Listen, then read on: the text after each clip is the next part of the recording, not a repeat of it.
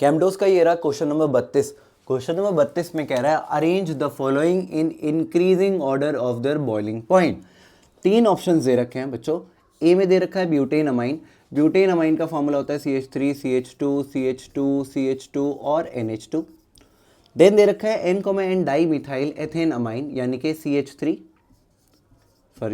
CH3 और इससे जुड़ा हुआ नाइट्रोजन, और नाइट्रोजन से 2 बारी जुड़े हुए मिथाइल ग्रुप यानी कि CH3 और ये CH3, राइट। थर्ड ऑप्शन में कह रहा है N इथाइल इथेन अमाइन।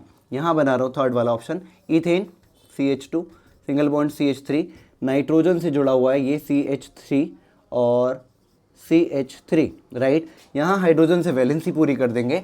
अब आप इन तीनों में देखो, A में, B में और C में, सब में 4-4 कार्बन है और 1-1 NH2, 4-4 कार्बन 1-1 NH2, 4-4 कार्बन और 1-1 NH2।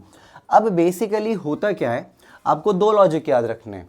अगर किसी भी कंपाउंड का मॉलिक्यूलर वेट ज़्यादा है तो उसका बॉइलिंग पॉइंट ज़्यादा होगा, लेकिन यहाँ पे सबका मॉलिक्यूलर वेट ऑलमोस्ट बराबर है, तो आपको दूसरा लॉजिक लगाना पड़ेगा। और दूसरा लॉजिक ये है कि मोर द ब्रांचेस या मोर द अल्काइल ग्रुप्स, याद रखना more the branching less will be the boiling point. जितना ज़्यादा ब्रांचिंग होगा उतना ही कम बॉइलिंग पॉइंट होगा।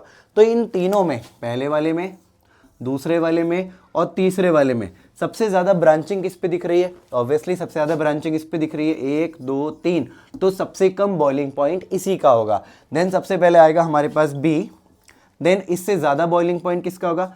देन दूसरे थर्ड वाले पे, C वाले पे हमको दिख रही हैं 2 ब्रांचेस, तो इसका बॉइलिंग पॉइंट A वाले से कम होगा लेकिन B वाले से ज़्यादा होगा, देन C, एंड इस पे हमें कोई भी ब्रांच नहीं दिख रही है, तो यहाँ आ जाएगा A। तो correct option will be D।